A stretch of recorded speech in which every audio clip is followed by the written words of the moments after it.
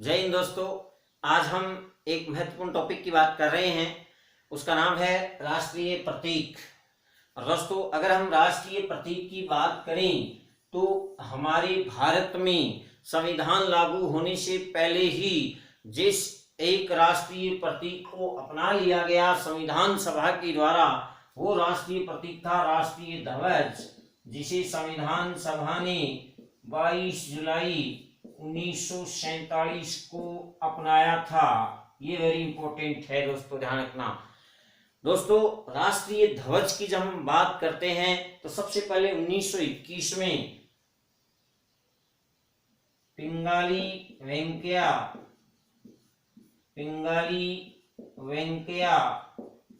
एक महापुरुष थे जिन्होंने राष्ट्रीय ध्वज को तैयार किया था। इनका नाम, डिजाइन बनाने वाले कौन है? पिंगाली वेंकैया डिजाइनर है। सबसे ऊपर में जो केसरिया रंग है, और ये केसरिया रंग किसका प्रतीक है हमें पता है। इसके बाद बीच में आता है सफेद रंग, और इसी सफेद रंग के बीच में 24 तिलियों वाला चक्र है, और सबसे नीचे ये है हरा रंग। तो दोस्तों, अगर हम बात करें हमारी राष्ट्रीय ध्वज की, तो इस राष्ट्रीय ध्वज में सबसे नीचे हरा रंग, ये हरा रंग हमारी हरियाली का प्रतीक है, हरी भरी हरियाली का। हालांकि जिस समय ये रंग बने थे तब ये मुख्यतः सभी धर्मों को और सभी मुख्य जो धर्म थे उनको प्रतीकता देने के लिए ही बने थे, ये भी वास्तविकता है, ताकि हरा रंग मुसलमानों के लिए हो, और जो केसरिया रंग है ये हिंदुओं के लिए रखा गया और सिखों के लिए, और सफेद रंग जो अन्य अल्पसंख्यक थे ईसाई वगैरह उनके लिए। लेकिन आज अगर हम इस दृष्टि में देख रहे हैं, देश की आज़ादी के बाद जब हम सब एक हैं, ना कोई हिंदू है, ना कोई मुस्लिम, ना सिख, ना कोई धर्म, कोई सिख हिंदू मुस्लिम कुछ नहीं है, सब क्या है? एक मानव है। सबसे पहले क्या है? सब एक मानव है, मनुष्य के रूप में आते हैं और मनुष्य के रूप में जाते हैं, ये हम सब जानते हैं। फिर भी कुछ पाखंडी लोगों के चक्कर में हम आ जाते हैं। तो इसलिए सबसे बड़ी बात यह है कि सबसे ऊपर में क्या है? केसरिया हमारी किसका प्रतीक है? केसरिया हमारी वीरता, शौर्य का प्रतीक है। सफेद शांति का प्रतीक है, और हरा रंग हरियाली का प्रतीक है, ये ध्यान रखना। और इसमें ये अनुपात कितना है? राष्ट्रीय फ्लैग की अगर हम बात करें तो इसका अनुपात 3:2। ये ध्यान रखना, वेरी इंपॉर्टेंट क्वेश्चन है, ध्यान रखना। राष्ट्रीय ध्वज को संविधान सभा ने इसके लिए एक राष्ट्रीय झंडा तदर्थ समिति डॉक्टर राजेंद्र प्रसाद की अध्यक्षता में गठित की थी, और उसी ने ही इसको नेशनल फ्लैग के रूप में स्वीकार किया था, और इसकी डिजाइनर थे पिंगाली वेंकैया। ये ध्यान रखना, वेरी इंपॉर्टेंट है। सबसे ऊपर में केसरिया है, मध्य में सफेद है, और नीचे हरा रंग हरियाली है। सफेद शांति का और केसरिया शौर्य और बलिदान का प्रतीक है। तो ये था हमारा राष्ट्रीय ध्वज, जिसको हमारी संविधान सभा ने 22 जुलाई 1947 को अपनाया था। दोस्तों, राष्ट्रीय ध्वज अधिनियम 2000 में आया था, जिसके तहत सभी सामान्य आम नागरिकों के लिए भी ध्वज फहराने की स्वतंत्रता दे दी थी। लेकिन विशेष बात, उसके बाद इसमें संशोधन किया 2009 में, और ये आपको कोई नहीं बताएगा। बड़े बड़े आप जहां भी जाएंगे राष्ट्रीय प्रतीक पढ़ाएंगे गुरुजी, लेकिन गुरुजी नहीं बताएंगे, मैंने देखा भी है, नहीं बताए हैं। इसलिए मुझे लगा कि हमें बताना चाहिए बच्चों को, इसलिए हम बता रहे हैं कि जो हमारा राष्ट्रीय ध्वज है अब हम इसे रात्रि में फहरा सकते हैं। लेकिन ध्यान रहे, चमकना चाहिए, उसका रंग ऐसा हो कि रात्रि में भी वो चमकता रहे, और जिस थंब पर, जिस डांडे पर आप झंडा लहरा रहे हैं उसकी ऊंचाई होनी चाहिए, आसपास की जितनी बिल्डिंग है आपकी उनसे भी ऊंचा डांडा होना चाहिए। आप अपनी बिल्डिंग पे ऊंचाई पे लगा दीजिए, आप रात्रि में भी फहरा सकते हैं, लेकिन ध्यान रहे वो चमकना चाहिए। तो इसलिए ये कुछ अधिनियम बने, इसके तहत आम नागरिकों को भी राष्ट्रीय ध्वज फहराने की। लेकिन ध्यान रहे, राष्ट्रीय ध्वज नीचे नहीं गिराना है आपको। और अगर आप आंदोलन कर रहे हैं, जैसे आप मोदी सरकार की महंगाई के विरुद्ध आंदोलन करें, जरूरी है। तो विशेष बात, अगर आप मोदी सरकार जो लुटेरी एक सरकार बन गई है, इस सरकार के विरुद्ध अगर आप महंगाई के विरुद्ध आंदोलन करना चाहते हैं तो आपको राष्ट्रीय ध्वज को लेना है, और अपने इस कंधे पर लेके सबसे आगे जो चलेगा वही इस ध्वज को आगे लेके चलेगा। कौन से कंधे पर? दाहिने कंधे पर, ध्यान रखना। तो मेरी आपसे विशेष आग्रह है कि हम सब मिलके अगर आंदोलन करें तो महंगाई रूपी लाइन के विरुद्ध सरकार को हम रोक सकते हैं, क्योंकि वास्तविकता है दोस्तों कि बहुत भयंकर लूट मची हुई है देश में, इतनी लूट जिसकी हम कल्पना नहीं कर सकते। तो विशेष बात, केसरिया ये हमारा क्या है? सबसे ऊपरी रंग है, मध्य में सफेद है, और नीचे क्या है? हरा रंग है। अब विशेष बात दूसरा आता है हमारा राष्ट्रीय गान। राष्ट्रीय गान की जब हम बात करते हैं तो रविंद्रनाथ टैगोर ने जो गाया था, जनगण मन अधिनायक जय हो, morning star of India, morning song of India के नाम से उन्होंने तत्वबोधिनी नामक पत्रिका में इसका प्रकाशन किया था 1912 में। हालांकि इसकी रचना बहुत पहले हो गई, 1911 के कांग्रेस के कोलकाता अधिवेशन में ही इसको गाया गया था। ये भी आप ध्यान रखना विशेष बात। अगर हम बात करें तो राष्ट्रगान को हमारी संविधान सभा ने कब अपनाया था, ये हमारे लिए इंपॉर्टेंट है। तो दोस्तों ध्यान रखना, राष्ट्रगान को हमारी संविधान सभा ने 24 जनवरी 1950 को अपनाया था। और दोस्तों ध्यान रखना, बहुत सी बाजार में किताबें गाइड वगैरह आ रही हैं, उनमें गलत लिखा हुआ है, इसलिए मुझे ये बताना पड़ रहा है, इसलिए आप ध्यान दें। राष्ट्रगीत को भी 24 जनवरी 1950 को अपनाया गया था संविधान सभा के द्वारा।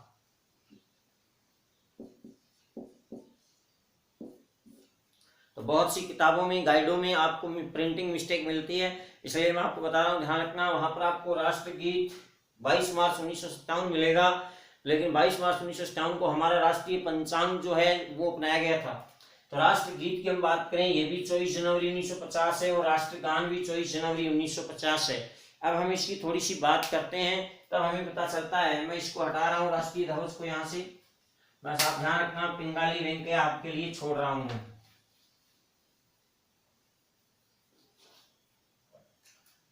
तो दोस्तों ध्यान रखने वाली बात है कि जो हमारा राष्ट्र ध्वज है उसकी अगर हम बात करते हैं तो विशेष बात अब आ रहा है कौन, राष्ट्रगान। राष्ट्रगान रविंद्रनाथ टैगोर इसके रचनाकार थे, रविंद्रनाथ टैगोर। और इन्होंने तत्वबोधिनी, कौन सी बोधिनी, तत्वबोधिनी में इसको प्रकाशित किया था और उसका बाद में अंग्रेजी में अनुवाद किया मॉर्निंग सॉन्ग ऑफ इंडिया के नाम से रविंद्रनाथ टैगोर ने। ये भी ध्यान रखना, वेरी इंपॉर्टेंट है। तो हमारी संविधान सभा ने राष्ट्रगान को कब अपनाया, 24 जनवरी 1950 को अपनाया, जबकि 1911 में कांग्रेस के अधिवेशन में राष्ट्रगान को गाया गया था। ये ध्यान रखना, 1911 में पहली बार गाया गया था। इसके बाद में राष्ट्रगीत की बात करें तो ये भी पहली बार 1896 में ही गाया गया था। तो ये ध्यान रखना दोस्तों, राष्ट्रगान पहली बार 1911 में गाया जा रहा है, जबकि राष्ट्रगीत 1896 में गाया जा रहा है। 24 जनवरी 1950 को संविधान सभा इसको अपना रही राष्ट्रगीत के रूप में। दोस्तों ये भी बंकिम चंद्र चटर्जी, इन्होंने एक उपन्यास लिखा था माय डियर, और उस उपन्यास का नाम था आनंद मठ। आनंद मठ। अब थोड़ा सा ध्यान देना, बंकिम चंद्र चटर्जी ने आनंद मठ में सन्यासी विद्रोह का उल्लेख किया है।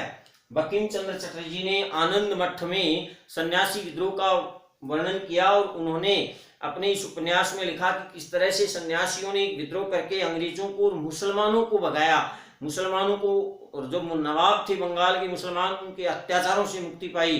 तो देखिए यहाँ पर एक सन्यासी है और दूसरी तरफ बंगाल के नवाब हैं, तो सन्यासी नवाबों को परास्त कर रहे हैं, नवाबों के विरुद्ध आंदोलन कर रहे हैं। इस तरह से मुसलमान इस वंदे मातरम गीत का विरोध करते हैं। कई बार आपने सुना होगा कि फलान में मौलवी ने फलानी जगह पर वंदे मातरम का मुसलमान धर्म के लोगों ने विरोध किया, तो इसलिए विरोध कर रहे हैं क्योंकि जो बंकिम चंद्र चटर्जी थे ये देशभक्त थे और इन्होंने अपने उपन्यास आनंद मठ में उस समय की परिस्थितियों का वर्णन किया था, जिसमें उन्होंने बंगाल के नवाबों के विरुद्ध सन्यासियों के विद्रोह का उल्लेख किया है। क्योंकि कई बार ये प्रश्न आता है कि बंकिम चंद्र चटर्जी ने अपने आनंद मठ उपन्यास में किस विद्रोह का वर्णन किया है, सन्यासी विद्रोह का वर्णन किया है। तो दोस्तों ये इसलिए इसका विरोध मुसलमानों के द्वारा किया जाता है। बाकी तो वंदे मातरम को विशेष बात, इसमें दुर्गा माता को भारत माता के रूप में माना गया है, भारत माता को दुर्गा माता की संज्ञा दी गई है। तो इस तरह से यहाँ पर बंकिम चंद्र चटर्जी ने एक किसी विशेष धर्म की बातें कर दी, इसलिए मुसलमान धर्म के लोग इसका विरोध करते हैं। बाकी ये बहुत अच्छा राष्ट्रगीत है, इसलिए संविधान सभा ने इसको अपनाया था। अब दोस्तों विशेष बात, बंकिम चंद्र चटर्जी का एक उपन्यास और भी है, दुर्गेश नंदिनी, ये और आनंद मठ, ये दोनों कई बार एग्जाम में आ जाते हैं। आप किसी भी एग्जाम में जाएं, भारत सरकार या राजस्थान सरकार, एयरफोर्स, नेवी। अब कुछ बच्चे कहते हैं सर हमें एयरफोर्स के अकॉर्डिंग जी के पढ़ाओ, तो मैं आपसे पूछना चाहता हूं कि बंकिम चंद्र चटर्जी ने कौन सा उपन्यास लिखा। अब इसको राजस्थान पुलिस में कोई और तरीके से पूछा जाएगा और एयरफोर्स में किसी और तरीके से पूछा जाएगा, ऐसा तो संभव नहीं है। एक ही तरीके से पूछा जाएगा, वही क्वेश्चन आएगा राजस्थान पुलिस में, वही आएगा पटवार में, वही आएगा एयरफोर्स नेवी में, वही आएगा। बदल सकते हैं क्या आप इसको कि पटवार में आपने कुछ और तरीके से पूछा और एयरफोर्स नेवी में कुछ और तरीके से पूछा। क्वेश्चन यही आएगा। बंकिम चंद्र चटर्जी ने दुर्गेश नंदिनी के अलावा कौन सा उपन्यास लिखा? आनंद मठ, जिसमें सन्यासी विद्रोह का वर्णन किया। क्वेश्चन यही आएगा। रविंद्रनाथ टैगोर ने गीतांजलि उपन्यास लिखा था। क्वेश्चन यही आएगा। मॉर्निंग सॉन्ग ऑफ इंडिया के रूप में अंग्रेजी में अनुवाद किया रविंद्रनाथ टैगोर ने हमारे किसका? राष्ट्रगान का, जनगण मन का। और बंकिम चंद्र चटर्जी ने आनंद मठ में सन्यासी विद्रोह का वर्णन किया, उसी में उन्होंने वंदे मातरम गीत की रचना की 1876 में। अब दोस्तों विशेष बात, बंकिम चंद्र चटर्जी हमें छोड़ के जा रहे हैं और राष्ट्रगीत है और इसको 1896 में पहली बार गाया गया था। तो ध्यान रखना, जो राष्ट्रगान है जनगण मन, इसको पहली बार कब गाया गया? 1911 में। और राष्ट्रगीत को कब गाया गया? 1896 में, कांग्रेस की कलकत्ता अधिवेशन में। ठीक है, दोनों को अपना रही है। 24 जनवरी 1950 को संविधान सभा। इसके बाद में आ रहा है राष्ट्र चिन्ह। राष्ट्र चिन्ह हमारा अशोक स्तंभ है, अशोक स्तंभ। दोस्तों ये ध्यान रखना, अशोक स्तंभ कहां से लिया गया है? ये सारनाथ का अशोक स्तंभ ही है। अब कई बार ये क्वेश्चन आता है कि जिस अशोक स्तंभ के, सारनाथ के अशोक स्तंभ के नीचे लिखा हुआ है सत्यमेव जयते, वो कहां से लिया गया है? मुंडको उपनिषद से लिया गया है। क्या लिखा हुआ है? सत्यमेव जयते, यानी सत्य की विजय होगी। और ये किस उपन्यास से लिया गया है? ये मुंडको उपनिषद से लिया गया है। ये ध्यान रखना, ये कौन सी उपनिषद से लिया गया है? मुंडको उपनिषद से। और दोस्तों यही वो क्वेश्चन है, इसी वजह से ये क्वेश्चन बार बार आ रहा है। चाहे आप एयरफोर्स में जाएं, नेवी में जाएं, आर्मी में जाएं, रेलवे में जाएं, एसएससी में जाएं, पटवार में जाएं, राजस्थान पुलिस में जाएं, आपको ये क्वेश्चन मिलेगा कि सत्यमेव जयते का उल्लेख किस उपनिषद से है? मुंडको उपनिषद से लिया गया। ये ध्यान रखना, वेरी इंपॉर्टेंट क्वेश्चन है दोस्तों। इसके बाद हम बात करें कि जो अशोक स्तंभ है, इसमें कई बार ये क्वेश्चन भी पूछा जाता है कि इसमें 4 सिंह हैं जो आपस में एक दूसरे की ओर पीठ किए हुए खड़े हैं, तो हमें 3 ही दिखाई देते हैं। तो अशोक स्तंभ की हम बात करें तो इसके अंदर कौन कौन से पशु हैं? सिंह तो हो गया, कौन कौन से हो गए? सिंह हो गया, सिंह हो गया, एक घोड़ा भी है, और एक अगर आपको कभी अशोक स्तंभ देखने को मौका मिले तो उसमें आपको हाथी भी दिखाई देगा। और सिंह, घोड़ा, हाथी और सांड, सांड भी है, हाथी भी है, घोड़ा भी है, सिंह भी है, 4 पशु हैं इसमें। और मुंडको उपनिषद से लिया गया सत्यमेव जयते का उल्लेख भी इसमें है। तो ये आपको ध्यान में रखना है दोस्तों। पशु कौन सा नहीं है, ये क्वेश्चन आ सकता है, वेरी इंपॉर्टेंट है हमारा सारनाथ का अशोक स्तंभ। अब इसको राष्ट्रीय चिन्ह के रूप में हमारी संविधान सभा ने कब अपनाया था? तो अभी तक हमारी 26 जनवरी को संविधान लागू हुआ, कोई नहीं आया, 26 जनवरी को यही आया था, ये ध्यान रखना। तो संविधान सभा ने इसको 26 जनवरी को अपनाया था, ये ध्यान रखना। 26 जनवरी 1950 हमारी संविधान सभा के द्वारा 26 जनवरी 1950 को सारनाथ की अशोक स्तंभ को एक राष्ट्रीय चिन्ह के रूप में स्वीकार किया गया, ये ध्यान रखना लाडलो। अब आ रहा है राष्ट्रीय पशु। तो दोस्तों मैं आपको दिखाने जा रहा हूं क्या राष्ट्रीय पशु। यह ध्यान देने वाली बात है कि हमारा राष्ट्रीय पशु क्या है। राष्ट्रीय पशु हमारा शेर था दोस्तों, शेर था। देश की आजादी के समय हमारा राष्ट्रीय पशु क्या था? शेर था। लेकिन बाद में जब टाइगर प्रोजेक्ट संरक्षण योजना चली थी 1973 में, तो उसके तहत हमारे भारत में वन्य जीवों की सुरक्षा के लिए वन्य जीव संरक्षण अधिनियम 1972 आया था। और वन्य जीव संरक्षण अधिनियम 1972 के तहत हमने राष्ट्रीय पशु 1973 में किसको अपना लिया? हमने बाघ को राष्ट्रीय पशु के रूप में स्वीकार किया था। तो दोस्तों ध्यान रखना, 1972 तक हमारा राष्ट्रीय पशु क्या था? शेर था। 1972 में वन्य जीव संरक्षण अधिनियम आया और उसके बाद 1973 में टाइगर प्रोजेक्ट योजना आई और इसीलिए 1973 में हमने राष्ट्रीय पशु किसको अपना लिया? बाघ को अपना लिया। इसके बाद में आता है हमारा राष्ट्रीय पक्षी। नंबर 6 हमारा टॉपिक आ रहा है दोस्तों, वो क्या है? हमारा राष्ट्रीय पक्षी। अब दोस्तों राष्ट्रीय पक्षी के रूप में मोर को अपनाया गया। मोर कब अपनाया गया? 1963 में, ये ध्यान रखना भाई, 1963 में राष्ट्रीय पक्षी के रूप में मोर को अपनाया गया। वेरी इंपॉर्टेंट क्वेश्चन है, तो ये आपको ध्यान में रखना है, मोर। उसके बाद में नंबर 7 आता है हमारा जो राष्ट्रीय पंचांग है। ये वेरी इंपॉर्टेंट क्वेश्चन है दोस्तों, ध्यान रखना। भारत का राष्ट्रीय पंचांग, भारत का राष्ट्रीय पंचांग, अगर राष्ट्रीय पंचांग की हम बात करें तो वो हमारा कौन सा है? शक संवत पर आधारित है। कौन सी संवत पर आधारित है? शक संवत पर आधारित है, और इसको हमने 22 मार्च 1957 को अपनाया था। ये ध्यान रखना मेरे लाडलो, भारत ने अपना राष्ट्रीय पंचांग कब अपनाया है? 22 मार्च 1957 पर, जो शक संवत पर आधारित है, और इसको हमने राष्ट्रीय पंचांग के रूप में हमारे कैलेंडर को हमने अपनाया, जो शक संवत पर आधारित है 22 मार्च 1957 को। तो दोस्तों वेरी इंपॉर्टेंट क्वेश्चन है कि जो ग्रेगोरियन कैलेंडर के अतिरिक्त देश में शक संवत चलता है, उसी पर आधारित हमारा राष्ट्रीय पंचांग है, और जिसका प्रथम माह चैत्र अंतिम माह फाल्गुन है, आप जानते ही हैं।